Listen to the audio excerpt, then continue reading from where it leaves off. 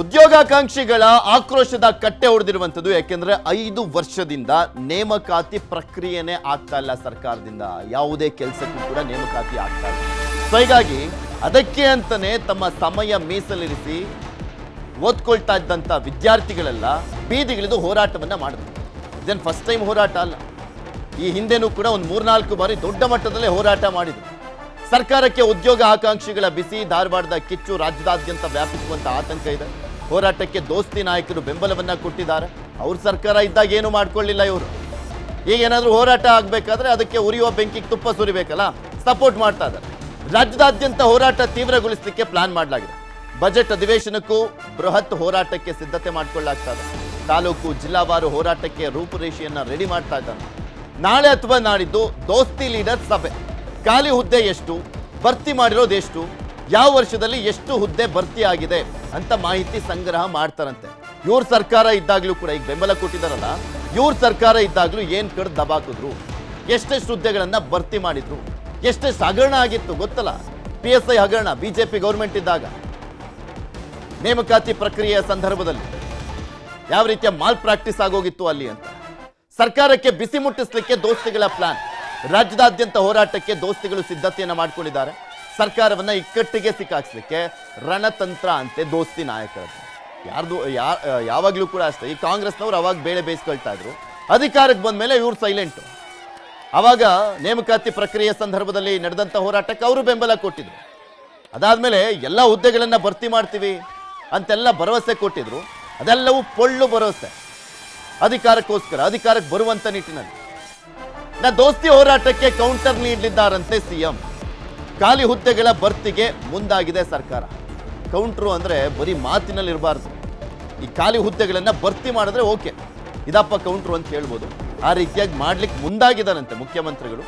ಖಾಲಿ ಹುದ್ದೆಗಳ ಭರ್ತಿಗೆ ಆರ್ಥಿಕ ಇಲಾಖೆ ಜೊತೆ ಚರ್ಚೆಯನ್ನ ಮಾಡ್ತಾರಂತೆ. ಯಾವ ಇಲಾಖೆಗಳಲ್ಲಿ ಎಷ್ಟು ಭರ್ತಿ ಮಾಡಬೇಕು, ಮಾಸಿಕ ಹಾಗೂ ವಾರ್ಷಿಕ ಸಂಬಳ ವೆಚ್ಚ ಎಷ್ಟಾಗುತ್ತೆ, ಹಣಕಾಸು ಭರಿಸಲಿಕ್ಕೆ ಆದಾಯದ ಮೂಲಗಳನ್ನ ಪರಿಶೀಲನೆ ಮಾಡ್ತಾರಂತೆ. ಮೊದಲೇ ಗ್ಯಾರಂಟಿಗಳನ್ನ ಕೊಟ್ಟಿರುವಂತಹ ಹಿನ್ನೆಲೆಯಲ್ಲಿ ಹತ್ತತ್ರ 65ರಿಂದ 70 ಸಾವಿರ ಕೋಟಿ ಸರ್ಕಾರಕ್ಕೆ ಹೊರೆ ಬೀಳ್ತಾ ಇದೆ ಗ್ಯಾರಂಟಿಯಿಂದ.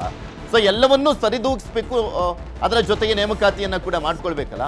ಸೊ ಅದ್ರ ಬಗ್ಗೆ ಚರ್ಚೆ ಅಂತೆ. ಸಾಧ್ಯವಾದಷ್ಟು ಖಾಲಿ ಹುದ್ದೆಗಳ ನೇಮಕಾತಿಗೆ ಪ್ಲಾನ್ ಮಾಡ್ಕೊಂಡಿದ್ದಾರೆ. ಮೊದಲ ಹಂತದಲ್ಲಿ 3,000 ಪೊಲೀಸರ ನೇಮಕಾತಿ, ಬಳಿಕ ಹಂತ ಹಂತವಾಗಿ ವಿವಿಧ ಇಲಾಖೆಗಳಲ್ಲಿ ಭರ್ತಿಗೆ ಸಿದ್ಧತೆಯನ್ನ ಮಾಡಿಕೊಂಡಿದ್ದಾರೆ.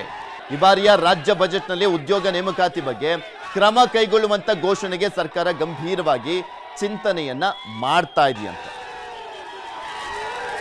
ಇದೆಲ್ಲದ್ರ ಬಗ್ಗೆನೂ ಕೂಡ ಇನ್ನಷ್ಟು ಮಾಹಿತಿಯನ್ನ ಕೊಡ್ತಾ ಹೋಗ್ತಾರೆ ನಮ್ಮ ಪ್ರತಿನಿಧಿ ಕಾರ್ತಿಕ್. ನಮ್ಮ ಜೊತೆ ನೇರ ಸಂಪರ್ಕದಲ್ಲಿ ಜಾಯ್ನ್ ಆಗಿದ್ದಾರೆ. ಕಾರ್ತಿಕ್, ದೋಸ್ತಿ ನಾಯಕರು ಈ ಹೋರಾಟಕ್ಕೆ ಬೆಂಬಲವನ್ನ ಕೊಟ್ಟು ರಾಜ್ಯದಾದ್ಯಂತಲೂ ಕೂಡ ಹೋರಾಟವನ್ನ ರೂಪಿಸುವಂತ ನಿಟ್ಟಿನಲ್ಲಿ ಮುಂದಾಗ್ತಾ ಇದ್ದಾರೆ. ಅದರಲ್ಲೂ ರಾಜ್ಯ ಬಜೆಟ್ಗೂ ಮುನ್ನ ಇವರು ಅಧಿಕಾರದಲ್ಲಿದ್ದಂಥ ಸಂದರ್ಭದಲ್ಲಿ ಏನೇನೆಲ್ಲ ಮಾಡಿದ್ರು ಎಲ್ರಿಗೂ ಗೊತ್ತಿರುವಂತ ವಿಚಾರಣೆ.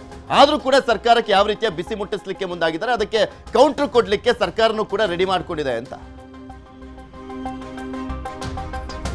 ನಿನ್ನೆ ಧಾರವಾಡದಲ್ಲಿ ನಡೆದಂಥ ಉದ್ಯೋಗಾಕಾಂಕ್ಷಿಗಳ ಪ್ರತಿಭಟನೆ ದೊಡ್ಡ ಮಟ್ಟದಲ್ಲಿ ಸಂಚಲನವನ್ನೇ ಸೃಷ್ಟಿ ಮಾಡಿದೆ. ಯಾವ ಕಾರಣಕ್ಕಾಗಿ ಅಂತಂದ್ರೆ, ಅಷ್ಟು ದೊಡ್ಡ ಪ್ರಮಾಣದಲ್ಲಿ ಯುವಕರು ಪ್ರತಿಭಟನೆಯನ್ನು ಮಾಡಿದ್ರು. ಸರ್ಕಾರದ ವಿರುದ್ಧ ಸಾಕಷ್ಟು ಆಕ್ರೋಶಗಳನ್ನು ಹೊರಹಾಕಿದ್ರು. ಆ ಒಂದು ಪ್ರತಿಭಟನೆಗೆ ವಿಪಕ್ಷಗಳು ಕೂಡ ಬೆಂಬಲವನ್ನು ಸೂಚಿಸಿದ್ದು. ಆ ಒಂದು ಪ್ರತಿಭಟನೆಯಲ್ಲಿ ವಿಪಕ್ಷ ನಾಯಕ ಆರ್.ಅಶೋಕ್ ಸೇರಿದಂತೆ ಚಲವಾದಿ ನಾರಾಯಣಸ್ವಾಮಿ ಅವರು ಕೂಡ ಭಾಗಿಯಾಗಿದ್ರು. ಸರ್ಕಾರದ ವಿರುದ್ಧ ಉದ್ಯೋಗಾಕಾಂಕ್ಷಿಗಳನ್ನ ಎತ್ತುಕಟ್ಟುವಂತ ಅಥವಾ ಅವರ ಹೋರಾಟವನ್ನ ನಾವು ಬೆಂಬಲಿಸ್ತೇವೆ ಅನ್ನುವ ನಿಟ್ಟಿನಲ್ಲಿ ಈಗಾಗಲೇ ವಿಪಕ್ಷಗಳು ಕರೆ ಕೊಟ್ಟಿರ್ತಕ್ಕಂಥ ಕಾರಣಕ್ಕಾಗಿ ಈ ಒಂದು ಹೋರಾಟವನ್ನ ಇನ್ನೂ ಒಂದು ಹಂತಕ್ಕೆ ತೆಗೆದುಕೊಂಡು ಹೋಗಬೇಕು ಅನ್ನೋ ನಿಟ್ಟಿನಲ್ಲಿ ವಿಪಕ್ಷಗಳು ಯೋಚನೆಯನ್ನ ಮಾಡಂತೆ ಕಾಣಿಸ್ತಾ ಇದೆ. ಇದೇ ಒಂದು ಕಾರಣಕ್ಕಾಗಿ ಬಜೆಟ್ ಅಧಿವೇಶನಕ್ಕೂ ಮುನ್ನ ಬಿಜೆಪಿ ಮತ್ತು JDS ಪಕ್ಷ ಒಟ್ಟಾಗಿ ಈ ಒಂದು ವಿಚಾರಕ್ಕೆ ಸಂಬಂಧಪಟ್ಟಂತೆ ದೊಡ್ಡ ಮಟ್ಟದಲ್ಲಿ ಹೋರಾಟವನ್ನು ಮಾಡಬೇಕು ಅನ್ನುವಂಥ ನಿಟ್ಟಿನಲ್ಲಿ ಒಂದು ಚಿಂತನೆಯನ್ನು ಕೂಡ ಮಾಡಿಕೊಂಡಿದೆ. ಅದೇ ಒಂದು ಕಾರಣಕ್ಕಾಗಿ ಗುರುವಾರ ಅಥವಾ ಶುಕ್ರವಾರ ಅಂದ್ರೆ ನಾಳೆ ಅಥವಾ ನಾಡಿದ್ದು ಒಂದು ಸಭೆಯನ್ನು ಕೂಡ ದೋಸ್ತಿ ನಾಯಕರು ಮಾಡುವಂತ ಸಾಧ್ಯತೆ ದಟ್ಟವಾಗಿದೆ. ಅಲ್ಲಿ ಪ್ರಮುಖವಾಗಿ ಚರ್ಚೆಯಾಗುವಂತ ವಿಚಾರ ಏನಪ್ಪಾ ಅಂತಂದ್ರೆ, ಈ ಒಂದು ಹೋರಾಟವನ್ನ ಯಾವ ರೀತಿಯಾಗಿ ರಾಜ್ಯದ ಮೂಲೆ ಮೂಲೆಗೂ ಕೂಡ ಕೊಂಡೊಯ್ಯಬೇಕು, ತಾಲೂಕಾ ಹಂತದಲ್ಲಿ ಜಿಲ್ಲಾ ಹಂತದಲ್ಲಿಯೂ ಕೂಡ ಈ ಒಂದು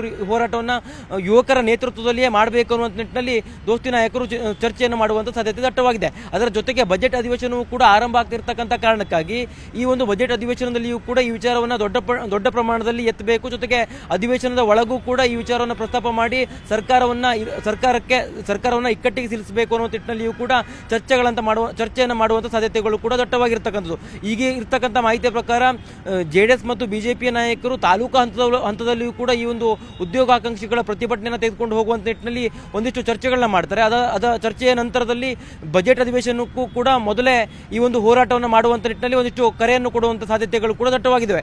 ಒಂದು ಕಡೆ ವಿಪಕ್ಷಗಳು ಈ ಒಂದು ಉದ್ಯೋಗಾಕಾಂಕ್ಷಿಗಳ ಹೋರಾಟಕ್ಕೆ ಸಂಬಂಧಪಟ್ಟಂತೆ ಬೆಂಬಲವನ್ನು ಸೂಚಿಸಿ ಸರ್ಕಾರವನ್ನು ಇಕ್ಕಟ್ಟಿಗೆ ಸಿಲುಕಿಸೋದಕ್ಕೆ ಪ್ರಯತ್ನ ಪಡ್ತಿದ್ದಾರೆ. ಇತ್ತ ಸರ್ಕಾರವು ಕೂಡ ಉದ್ಯೋಗಾಕಾಂಕ್ಷಿಗಳ ಹೋರಾಟಕ್ಕೆ ಮಣಿದು ಒಂದಿಷ್ಟು ನೇಮಕಾತಿಗಳನ್ನ ತ್ವರಿತವಾಗಿ ಮಾಡುವ ಸಂಬಂಧಪಟ್ಟಂತೆ ಒಂದಿಷ್ಟು ಚಿಂತನೆಯನ್ನು ಕೂಡ ಮಾಡ್ಕೊಂಡಿದೆ. ಈಗಾಗಲೇ ಸಿಎಂ ಮಾಡ್ಕೊಂಡಿದ್ದಾರೆ. ಬಟ್ ಇಲ್ಲಿ ತಾಲೂಕು ಮಟ್ಟದಲ್ಲೂ ಕೂಡ ಹೋರಾಟಕ್ಕೆ ಏನ್ ಸಿದ್ಧತೆ ಮಾಡ್ಕೊಳ್ತಾ ಇದಾರಲ್ಲ ದೋಸ್ತಿಗಳು. ನಿನ್ನೆ ಸಂತೋಷ್ ಲಾಡ್ ಹೇಳ್ತಾ ಇದ್ರು, ನಾವೀಗ ಆಲ್ರೆಡಿ ರೆಡಿ ಮಾಡ್ಕೊಂಡಿದೀವಿ 50,000 ಹುದ್ದೆಗಳ ಭರ್ತಿಯನ್ನ ಮಾಡುವಂತ ನಿಟ್ಟಿನಲ್ಲಿ ಅಂತ. ಸೊ ಅದನ್ನ ಘೋಷಣೆ ಮಾಡ್ಲಿಕ್ಕೂ ಮುಂಚೆನೆ ಎಲ್ಲಾ ಕಡೆ ಹೋರಾಟ ಮಾಡ್ಬಿಟ್ಟು ನಮ್ಮಿಂದಲೇ ಆಗಿದ್ದು ಅನ್ನುವಂತ ಕ್ರೆಡಿಟ್ಸ್ ಪಡ್ಕೊಳ್ಳೋದಕ್ಕೂ ಮುಂದಾಗಿದಾರ ಅಂತ ದೋಸ್ತಿ ನಾಯಕರು. ಅದೊಂದು ಪ್ರಶ್ನೆಗಳು ಎದ್ದೇಳ್ತವಲ್ಲ. ಪೃಥ್ವಿ, ಸಹಜವಾಗಿ ಈ ರೀತಿಯ ಪ್ರಕ್ರಿಯೆಗಳನ್ನು ರಾಜಕೀಯ ಪಕ್ಷಗಳು ಮಾಡ್ತವೆ. ಈಗಾಗಲೇ ಇರ್ತಕ್ಕಂಥ ಮಾಹಿತಿ ಪ್ರಕಾರ ಸರ್ಕಾರವು ಕೂಡ ತ್ವರಿತವಾಗಿ ನೇಮಕಾತಿಯನ್ನು ಮಾಡೋದಕ್ಕೆ ಎಲ್ಲ ರೀತಿಯ ಸಿದ್ಧತೆಗಳನ್ನ ಮಾಡ್ಕೊಳ್ತಾ ಇದೆ. ನಿನ್ನೆ ಸಿಎಂ ಸಿದ್ದರಾಮಯ್ಯನವರು ಕೂಡ ಪತ್ರಿಕಾ ಪ್ರಕಟಣೆ ಹೊರಡಿಸಿರ್ತಕ್ಕಂಥ ಸಂದರ್ಭದಲ್ಲಿ ಕೂಡ ಅದೇ ಮಾತನ್ನು ಅವರು ಪುನರುಚ್ಚಾರವನ್ನು ಮಾಡಿದ್ರು. ವಿಪಕ್ಷಗಳ ಒಂದು ಕುತಂತ್ರಕ್ಕೆ ಬಲಿಯಾಗಬೇಡಿ, ಸರ್ಕಾರ ನಿಮ್ಮ ಪರವಾಗಿರುತ್ತೆ, ಸರ್ಕಾರ ನೇಮಕಾತಿಯನ್ನು ಮಾಡಿಕೊಳ್ಳುವಂಥ ವಿಚಾರಕ್ಕೆ ಸಂಬಂಧಪಟ್ಟಂತೆ ಚಿಂತನೆಯನ್ನು ಕೂಡ ಮಾಡ್ತಿದೆ. ತ್ವರಿತವಾಗಿ ನಾವು ನೇಮಕಾತಿಯನ್ನು ಕೂಡ ಮಾಡ್ತೇವೆ. ಕಾನೂನಿನ ತೊಡಕು ಏನಿತ್ತಲ್ಲ ಆ ಒಂದು ತೊಡಕನ್ನು ನಿವಾರಣೆ ಮಾಡಿಕೊಂಡು ನಾವು ನೇಮಕಾತಿಯನ್ನು ಮಾಡ್ತೇವೆ ಅನ್ನುವಂಥ ನಿಟ್ಟಿನಲ್ಲಿ ಸಿಎಂ ಸಿದ್ದರಾಮಯ್ಯನವರು ಕೂಡ ಭರವಸೆಯನ್ನು ಕೊಟ್ಟಿದ್ದಾರೆ. ಸಿಎಂ ಸಿದ್ದರಾಮಯ್ಯನವರ ಭರವಸೆ ಒಂದ್ ಕಡೆ ಆದರೆ ಇನ್ನೊಂದು ಕಡೆ ವಿಪಕ್ಷಗಳು ಕೂಡ ಈ ಒಂದು ಪ್ರತಿಭಟನೆಯನ್ನ ದೊಡ್ಡ ಮಟ್ಟದಲ್ಲಿ ತೆಗೆದುಕೊಂಡು ಹೋದಂಥ ಸಂದರ್ಭದಲ್ಲಿ ಸರ್ಕಾರದ ವಿರುದ್ಧ ಜನಾಂದೋಲನ ಮಾಡುವಂತ ಆಗತ್ತೆ ಅನ್ನುವಂಥ ನಿಟ್ಟಿನಲ್ಲಿ ಚಿಂತನೆಯನ್ನು ಮಾಡ್ಕೊಂಡಿದ್ದಾವೆ. ಅದೇ ಒಂದು ಕಾರಣಕ್ಕಾಗಿ ತಾಲೂಕಾ ಹಂತದವರೆಗೂ ಕೂಡ ಪ್ರತಿಭಟನೆಯನ್ನು ಮಾಡೋದಕ್ಕೆ ಚಿಂತನೆಯನ್ನು ಮಾಡಿದ್ದಾವೆ. ಅದೇ ಒಂದು ಕಾರಣಕ್ಕಾಗಿ ನಾಳೆ ಅಥವಾ ನಾಡಿದ್ದು ಒಂದು ಸಭೆಯನ್ನು ಮಾಡ್ತಾರೆ. ಜೆಡಿಎಸ್ ಮತ್ತು ಬಿಜೆಪಿ ನಾಯಕರು ಈ ಒಂದು ಸಭೆಯಲ್ಲಿ ಮುಂದಿನ ಹೋರಾಟವನ್ನು ಯಾವ ರೀತಿಯಾಗಿ ಮಾಡಬೇಕು ಅನ್ನುವಂಥ ನಿಟ್ಟಿನಲ್ಲಿ ಚಿಂತನೆಯನ್ನು ಮಾಡ್ತಾರೆ. ಜೊತೆಗೆ ಅದಕ್ಕೆ ರೂಪುರೇಷೆಯನ್ನು ಕೂಡ ನಾಳೆ ಅಥವಾ ನಾಡಿದ್ದು ನಡೆಯುವಂತಹ ಸಭೆಯಲ್ಲೇ ಸಿದ್ಧಪಡಿಸುವಂತಹ ಸಾಧ್ಯತೆಗಳು ದಟ್ಟವಾಗಿರ್ತಕ್ಕಂಥದ್ದು. ತಾಲೂಕಾ ಮಟ್ಟದಲ್ಲಿ ಸಭೆಯನ್ನ ಹೋರಾಟವನ್ನು ಮಾಡಿದಂಥ ಸಂದರ್ಭದಲ್ಲಿ ಆ ಒಂದು ಹೋರಾಟದ ಪ್ರತೀಕವಾಗಿಯೇ ಸರ್ಕಾರ ನೇಮಕಾತಿಯನ್ನು ಮಾಡಿದೆ ಅನ್ನುವಂಥ ನಿಟ್ಟಿನಲ್ಲಿಯೂ ಕೂಡ ಕ್ರೆಡಿಟ್ ಅನ್ನು ತೆಗೆದುಕೊಳ್ಳಬಹುದು ಅನ್ನುವಂಥ ನಿಟ್ಟಿನಲ್ಲಿಯೂ ಕೂಡ ವಿಪಕ್ಷಗಳು ಚಿಂತನೆಯನ್ನು ಮಾಡಿದಂತೆ ಕಾಣಿಸ್ತದೆ. ಇತ್ತ ಸರ್ಕಾರವು ಕೂಡ ಬಜೆಟ್ನಲ್ಲಿ ದೊಡ್ಡ ಮಟ್ಟದಲ್ಲಿ ನೇಮಕಾತಿ ವಿಚಾರಕ್ಕೆ ಸಂಬಂಧಪಟ್ಟಂತೆ ಘೋಷಣೆಯನ್ನು ಮಾಡೋದಕ್ಕೂ ಕೂಡ ಸಿದ್ಧತೆಯನ್ನು ಮಾಡ್ಕೊಳ್ತಾ ಇದೆ. ಪೃಥ್ವಿರಾಜ್.